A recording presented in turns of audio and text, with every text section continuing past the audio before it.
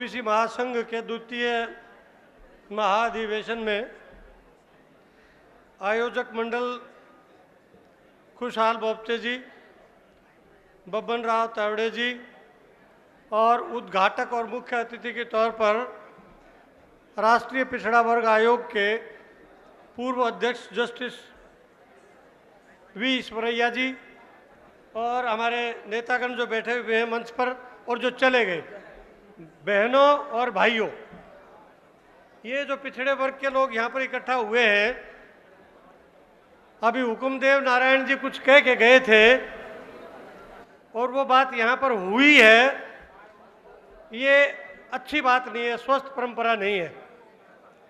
हमें बाहर के दुश्मन की जरूरत नहीं पड़ती, हम आपस में ही लड़ पड़ते हैं, ये खतरनाक बात है, इससे हमको सावधान रहने की आवश्यकता है। अब मैं संक्षेप में आपके सामने कुछ बिंदु रखना चाहता हूं कि अभी हाल ही में जस्टिस ईश्वरैया जो दक्षिण भारत में, उत्तर भारत में, पूर्व भारत में, पश्चिम भारत में पिछड़ों के ईश्वर के रूप में जाने जाते हैं, इन्होंने इतना भरसक प्रयास किया और उस प्रयास को आंशिक सफलता मिली और आंशिक सफलता मिलने का कारण, पूरी सफलता नहीं मिलने का कारण कि हमारा बहुत बड़ा प्रेशर ग्रुप नहीं है पूरे देश में। सारे देश में बहुत बड़ा प्रेशर ग्रुप हो, हमारी संख्या हो, वो संख्या सड़कों पर आए तो कोई भी सरकार आए हमारी बात मानी जाएगी। यहाँ हम कहीं न कहीं ये हमारी कमी है, इसको स्वीकार करके हमको आगे बढ़ना चाहिए। मैं 3-4 बिंदुओं पर बात करना चाहता हूँ आपके सामने कि एक तो इस लोकतंत्र में हमारी स्थिति क्या है। बहुत सारी पार्टियों में बहुत सारे ओबीसी नेता, लोकसभा में भी अभी बता के गए 60% नेता वो ओबीसी के हैं। जो पार्टियों के माध्यम से जाते हैं वो ओबीसी के मिशन को लेकर नहीं जाते, ओबीसी की पीड़ा को लेकर नहीं जाते, वो अपनी पार्टी के एजेंडे को कैरी आउट करते हैं। इसलिए हमें ज़रूरत है ओबीसी के मिशन को आगे बढ़ाने की। राजनीति कोई भी हो, किसी भी राजनीतिक पार्टी में हो, अगर हम अपने घर को मजबूत करेंगे तो हर पार्टी में उनका मान सम्मान होगा। ये बात नेताओं को समझनी चाहिए। दूसरी बात जो बहुत खराब है, मैं बताना चाहता हूँ, आपसे शेयर करना चाहता हूँ, हमारे समाज का पढ़ा लिखा आदमी अपने आप को ओबीसी कहने में उसको शर्म आती है। वो ब्राह्मण बनने की होड़ में रहता है, वो क्षत्रिय बनने की होड़ में रहता है और इसी में अपनी पहचान खो देता है। जिस आदमी की अपनी पहचान नहीं है, सामाजिक पहचान नहीं है, सामाजिक पहचान को छुपाने में जिसकी ऊर्जा नष्ट हो जाती है, वह अपने अधिकारों की लड़ाई नहीं लड़ सकता। इसलिए मैं आपकी प्रशंसा करता हूँ तावड़े जी, खुशहाल जी, आपने जो रखा है ओबीसी जय ओबीसी, मैं ओबीसी, ताकि हमें ओबीसी होने पर गर्व होना चाहिए। इसलिए गर्व होना चाहिए, मैं ये मानता हूँ कि एक कमा के खाने वाली जातियों का एक बड़ा वर्ग है। ये धोखाधड़ी वाले लोग नहीं है, ये तंत्र मंत्र वाले नहीं है, ये जादू टोना वाले नहीं है, ये मेहनत कश लोग हैं जो सुबह से शाम तक पसीना बहाते हैं, तब इनको 2 जून की रोटी इकट्ठी मिलती है। इसलिए हमें ओबीसी पर, ओबीसी होने पर गर्व होना चाहिए, गर्व का हमें अनुभव होना चाहिए। ये मैं बात अपनी युवा पीढ़ी को खासतौर पर बताना चाहता हूँ जो इससे पीछे हटते हैं। दूसरी बात, हम अभी तक एक ही बात करते आए हैं जो बहुत छोटी सी बात है। इस देश में 1% सरकारी नौकरियां हैं, 1%, उनमें 27% आरक्षण मिला। कितनी जनता को? 60% जनता को। मैं 60 क्यों कह रहा हूं? 1931 की जनगणना को कैरी फॉरवर्ड किया और उसको कन्वर्ट कर लिया 1980 में। अरे भाई, 1931 से लेकर 2017 तक हमारी जनसंख्या कम से कम 60% हो चुकी है। 27 मिला, 52 में भी 27 मिला, 27 में भी आज के दिन पता है आपको कहाँ तक पहुँचे हैं? इन 23-24 सालों में अगर क्लास 1, 2, 3, 4 सारी पोस्टें मिला लें तो 17.8% नौकरियां इस ओबीसी ग्रुप को मिली हैं। यानी हम 27% ग्रहण नहीं कर पाए हैं, हम ये अपना गोल जो है अचीव नहीं कर पाए हैं। क्यों नहीं कर पाए हैं? अब मैं दूसरे पॉइंट पे आता हूं। भाई कृपा करो। क्यों नहीं मिल पाए हैं कि जो बच्चे पढ़े लिखे हैं जिन परिवारों के, उनको तो नाप दिया, एक हाथ से देना और दूसरे हाथ से खींच लेना, जिसको कहते हैं हम क्रीमी लेयर। मैं इस बात को आज तक नहीं समझ पाया, जब हम आर्थिक आधार पर आरक्षण को रद्द कर चुके हैं, उसको हम टर्न डाउन कर चुके हैं, तो ये आर्थिक आधार इस वर्ग के ऊपर क्यों लगाया गया? ये राष्ट्रीय स्तर की साजिश है, ये क्रीमी लेयर नहीं है, ये साजिश है। तो मैं ये मानता हूं कि ये क्रीमी लेयर हटनी चाहिए। अब कब हटेगी? बिल को संवैधानिक दर्जा दिलवाने के लिए हमको 23 साल लग गए। उस 23 साल के बाद परिणाम क्या मिला? अगर जस्टिस ईश्वरैया जी नहीं आते तो वो ठंडे बस्ते में पड़ा हुआ था। ये आए, हमने इनके साथ मिलके और हजारों की संख्या में लेटर लिखे, आंदोलन किए, धरने प्रदर्शन किए, तो यहाँ तक पहुँचे। पार्टी पॉलिटिक्स देखिए, भाजपा के विपरीत जितने थे विपक्ष वाले, उसमें भी ओबीसी होंगे, उनकी ये हिम्मत नहीं पड़ी कि इस बिल को क्यों रुकवाया जा रहा है। तो मैं इस पर लंबी बात नहीं कहना चाहता, एक बात कहना चाहता हूं, इस बिल को रोकने में कांग्रेस और उसके साथी दलों की साजिश थी, ये षड्यंत्र था, उन्होंने रोका। हमको उनकी निंदा करनी चाहिए और उनको माफ नहीं करना चाहिए, एक बात। दूसरी तरफ जो पार्टी पावर में है उन्होंने लापरवाही बरती, एक ने षड्यंत्र किया, दूसरे ने लापरवाही बरती और अपना नंबर नहीं जुटाया। तो मैं ये मानता हूं इस बिल को रोकने में वो भी पार्टी है, हम उनकी भी प्रशंसा नहीं करते। अगर लोगों को ये उम्मीद थी कि प्रधानमंत्री पिछड़े वर्ग का है, उस पिछड़े वर्ग के प्रधानमंत्री की उम्मीदों पर खरा उतरना ये रूलिंग पार्टी का काम था कि अपने एमपीज को, अपने मेंबर्स को इकट्ठा करते और वहाँ अमेंडमेंट को पास नहीं होने देते। इसलिए मैं इस जिम्मेदारी को दो तरफा जिम्मेदारी मानता हूँ। और अगर आप लोग आंदोलन नहीं करेंगे, हम लोग आंदोलन नहीं करेंगे, तो हो सकता है ये साल 6 महीना आराम से निकल जाएगा। अभी तो लोग स्टेटमेंट दे रहे हैं, अमित शाह जी ने स्टेटमेंट दिया, हरियाणा में गया तो उनको आंदोलन आक्रोश में लोग दिखे तो उन्होंने स्टेटमेंट दे दिया, हम 6 महीने में पास करा देंगे। मैं ये कहना चाहता हूँ कि इस बिल के पास होने को आप चुनावी मुद्दा क्यों बनाते हैं? यदि आप पिछड़ों के हितैषी हैं तो इसको चुनावी मुद्दा बनाने की आवश्यकता नहीं है। और तीसरी बात मैं बताऊं, यदि पिछड़े वर्ग की उपेक्षा इसी तरह से होती रही तो ये जो ग्राफ ऊपर जा रहा है वो ग्राफ नीचे भी आ सकता है। कारण जितनी भी सरकारें आज तक बनी हैं इसी वर्ग ने ये सरकारें बनाई हैं। किसी भी पार्टी में गए हो, सरकारों बनाने का काम इसी वर्ग ने किया है। तो सरकार हम बनाएं, फिर सरकार के सामने हम भीख मांगें, फिर हम आंदोलन करें, फिर हम रोएं, फिर हम गिड़गिड़ाएं और फिर वो कहें हाँ हम सोचेंगे, आपकी मांगों के बारे में सोचेंगे। इस स्थिति को बदलने का एक ही अवसर है। हम सारी राजनीति भूल के एक बहुत बड़ा आंदोलन खड़ा कर लें पूरे देश में, और अगर एक स्टेज आ जाए कि हम बहुत बड़ी संख्या में दिल्ली में आकर घुस जाते हैं, मान लिया 10 लाख आदमी पूरे देश से यहाँ आकर और आंदोलन करता है, कोई भी सरकार होगी आपकी सारी मांगें मांग ली जाएंगी। हम अगर आपस में लड़ते रहे इसी प्रकार, हमारी मांगे कोई नहीं मानेगा। हम इस बात के लिए मशहूर हैं कि हमें बाहर के शत्रु की आवश्यकता नहीं है, हम आपस में ही लड़के निपट लेते हैं, अपनी ऊर्जा को यही निपटा देते हैं। इससे ज़्यादा खतरनाक लक्षण कोई नहीं हो सकता। अब हम सर्वनाश करते हैं, यदि हम तो ऐसे राक्षस हैं कि अपने सिर पर हाथ रखते हैं और भस्म हो जाते हैं, हम भस्मासुर हैं। इस स्थिति से बचने की ज़रूरत है। क्रीमी लेयर की बात कर रहा था मैं, अगर हट नहीं सकती तो जस्टिस ईश्वरैया ने एक प्रस्ताव दे रखा है, भाई इसको 13 लाख कर दो, 15 लाख कर दो, कम से कम ऐसा तो कर दो कि कुछ खाते पीते लोगों के, पिछड़े वर्ग के लोगों के बच्चे भी आरक्षण का लाभ उठा पाएं।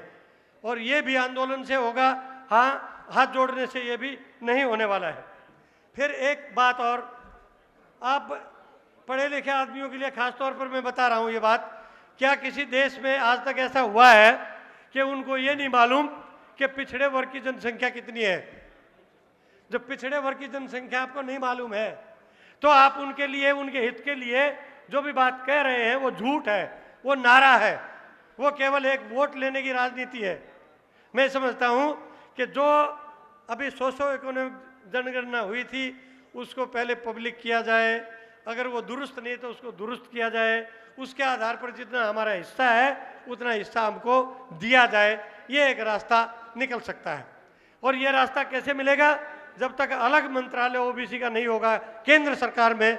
राज्यों ने करना शुरू कर दिया, राज्य में थोड़ा सा दबाव पड़ता है, ओबीसी मंत्रालय बन जाता है। केंद्र में जब तक नहीं होगा तब तक इसका लाभ उनको नहीं मिलेगा। तीसरी बात, जब तक इस 27% आरक्षण का बंटवारा नहीं होगा, कर्पूरी ठाकुर फार्मूला लागू इसके ऊपर नहीं होगा, तब तक समाज के अंतिम व्यक्ति को इसका लाभ नहीं मिलेगा। यदि समाज के अंतिम व्यक्ति को इसका लाभ नहीं मिल रहा है, इसका मतलब हम जो समाज सेवा का काम कर रहे हैं, नेता जो जन सेवक के नाम पे पार्लियामेंट में जाते हैं, वो धोखाधड़ी करते हैं।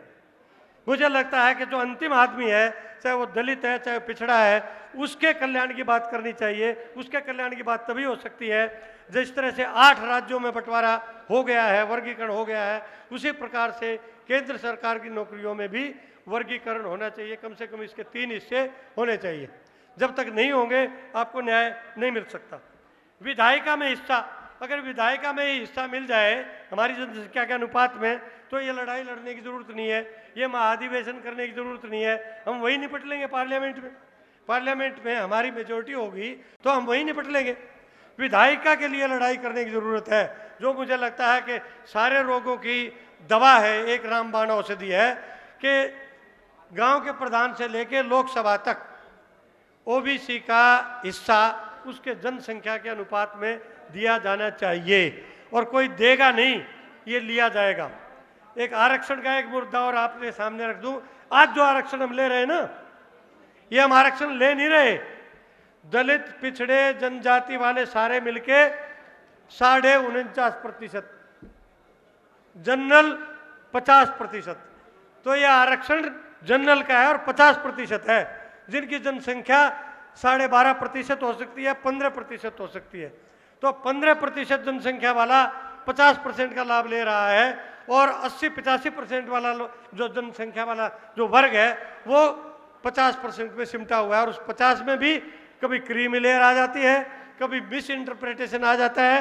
ये हंसराज जी बैठे हैं, इनको पता है, जस्टिस ईश्वरैया जी को, कि एक सर्कुलर निकालने मात्र से हिंदी में कुछ और निकलता है, अंग्रेजी में कुछ और निकलता है, उसी में इतनी धोखाधड़ी हो जाती है और सरकार लगता है प्रधानमंत्री हैं, इतना बड़ा तामझाम है। एक ब्यूरोक्रेट जो डीओपीटी में सेक्रेटरी है, उसने सबको अपनी उंगली पर नचा दिया और अन्याय आज तक जारी है। हमारे लड़के सेलेक्ट होते हैं, मेरिट पे सेलेक्ट होते हैं, उनको जनरल कैटेगरी में रखा जाना चाहिए था, इन्हें जनरल कंपटीशन में रखा जाना चाहिए था, नहीं, उनको धकेल के ओबीसी में ले आते हैं। उसका परिणाम ये होता है जो ओबीसी में अपवर्ड मूवमेंट होने वाला था वो खत्म हो जाता है, नीचे से जो ऊपर आ सकते थे वो खत्म हो जाता है। तो कुल मिला के साजिश अभी भी जारी है। क्रीमी लेयर के बारे में जब प्रसाद कमेटी ने ये कहा था कि पदों के हिसाब से ये मानदंड होंगे और सरकारी नौकरियों के अलावा जो लोग होंगे, यानी जो प्रोफेशन में है, व्यापार में है, उनकी आय का मामला देखा जाएगा, वो सब गड़बड़ कर दिया।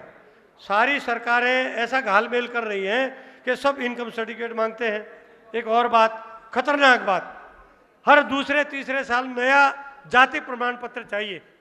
मुझे एक बात बताओ, बाबा साहब ने, महात्मा ज्योतिराव फुले ने इस जाति को तोड़ने के लिए इतने प्रयास किए और बाबा साहब से पहले वो कह के गए थे कि इसको 1873 में ये बात कही थी, जनसंख्या के अनुपात में सबको ओहदे दे दो, ओहदे दो मतलब पदों में बांट दो। उनकी बात नहीं मानी गई। बाबा साहब ने एक बात कही थी, वो जाति के संदर्भ में मैं कह रहा हूँ, ये प्रमाण पत्र बार बार नहीं बनना चाहिए। इस देश में आप सुबह से शाम तक 4 धर्म बदलने कोई दिक्कत नहीं है, धर्म परिवर्तन कोई समस्या नहीं है। इस देश में जाति परिवर्तित नहीं हो सकती, आप कितना ही जोर लगा लो। जब जाति परिवर्तित नहीं हो सकती है तो कृपा करके एक बार जिसका जाति का प्रमाण पत्र बन गया उसको आप स्वीकार करिए। अगर इनकम का मामला है तो 5 साल बाद उसकी इनकम पूछ लीजिए, इनकम का प्रमाण पत्र 5 साल पूछने की जरूरत है, उससे पहले पूछने की जरूरत नहीं है। अब रास्ता क्या है? ये बहुत सारी समस्याएं हैं। विधायिका में चाहिए, हमारा मीडिया में 4% आदमी है, कॉरपोरेट सेक्टर में 7% आदमी है, कॉरपोरेट सेक्टर में 7.8 दलित और पिछड़ा दोनों मिला के है। तो हमारे पास है क्या? ना हमारे पास पूंजी है, ना हमारे पास मीडिया है। जुडिशरी में इतने दिन से हम आंदोलन कर रहे हैं, ऑल इंडिया जुडिशियल सर्विसेज लागू होना चाहिए। जिस तरह से यूपीएससी कंडक्ट करता है, IAS, IPS, IFS, forest services, economic services, statistical services, information services, इसी तरह से जुडिशियल सर्विसेज का भी एग्जाम होना चाहिए। महज इसलिए वो लागू नहीं किया जा रहा कि जो ही ऑल इंडिया लेवल पर जुडिशियल सर्विसेज की परीक्षा होगी उसमें 27% आरक्षण पिछड़ों को देना पड़ेगा और 22.5% SC ST को भी देना पड़ेगा। उसको अवॉइड करने के लिए ये ऑल इंडिया जुडिशियल सर्विसेज में लागू नहीं हो रहे हैं। और जुडिशरी के बारे में जस्टिस साहब बैठे हैं, मैं कुछ कहना नहीं चाहता, लेकिन भाई भतीजावाद से कोई भी संस्था मुक्त नहीं है। भाई भतीजावाद से, परिवारवाद से केवल राजनीति ही ग्रस्त नहीं है, प्रशासन भी है, अर्थव्यवस्था भी है, न्यायिक प्रणाली भी है, सब में ये रोग लगा हुआ है। इस रोग को अगर मिटाना है तो all India level judicial services लागू कर दो। हमारे बच्चे compete करेंगे, आगे बढ़ेंगे और वो पहले जूनियर जज बनेंगे, फिर सीनियर जज बनेंगे, फिर हाई कोर्ट में जाएंगे, फिर सुप्रीम कोर्ट में जाएंगे। और कॉलेजियम क्या है? कॉलेजियम और सरकार में टकराव है। सरकार कितनी ही मजबूत हो, कॉलेजियम से टक्कर नहीं ले सकती। देखो बड़ा बढ़िया लोकतंत्र है, अजीब लोकतंत्र है ये। कॉलेजियम का मतलब है 5, 7, 10, 20 जज मिलके ये तय कर ले कि भाई तेरा भतीजा आना है, मेरा भांजा आना है, मेरे वो पुत्र वधू आनी है, और इनको मिला के जब वो सारे एग्री कर जाए तो पास हो गया, चलो इनको जज लगा दो और इनको उसमें सुप्रीम कोर्ट में भेज दो। मुझे लगता है ये न्याय प्रणाली में अन्याय हो रहा है इस बड़े वर्ग के साथ। मैं संक्षेप में आपको ये बताना चाहता हूँ कि रोग का निवारण का तरीका क्या है। ये रोग का निवारण का तरीका ये है कि हम जातियों में बटे हुए हैं। तो मैं संक्षेप में ये बता दूं, जिस तरह से हुकुमदेव नारायण जी ने कहा, जाति तोड़ो वर्ग जोड़ो।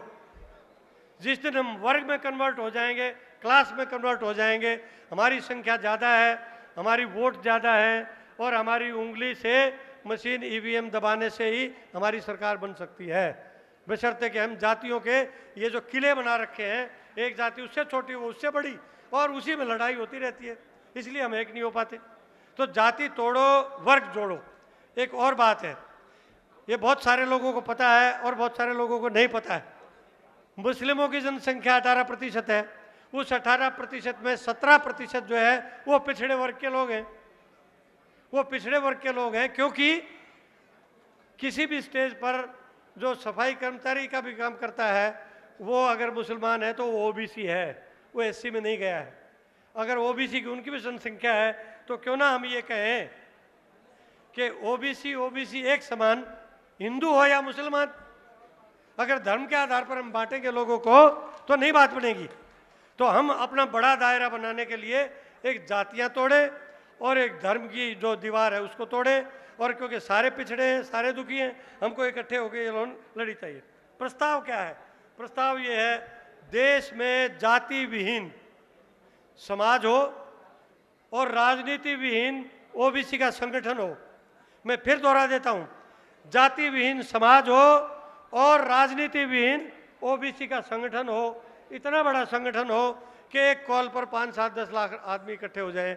जिस राज्य की राजधानी में 5 लाख आदमी इकट्ठा हो जाएगा पिछड़े वर्ग का, वो जो कहेगा कोई भी सरकार हो वही करेगी। इसलिए एक प्रस्ताव मेरा है कि साल में, क्योंकि आप समर्थ हैं, हम तो यहाँ आपकी अगवानी के लिए खड़े थे, खुशहाल जी, तावड़े जी, हम केवल अगवानी के लिए खड़े थे, हम यहाँ भीड़ इकट्ठे नहीं।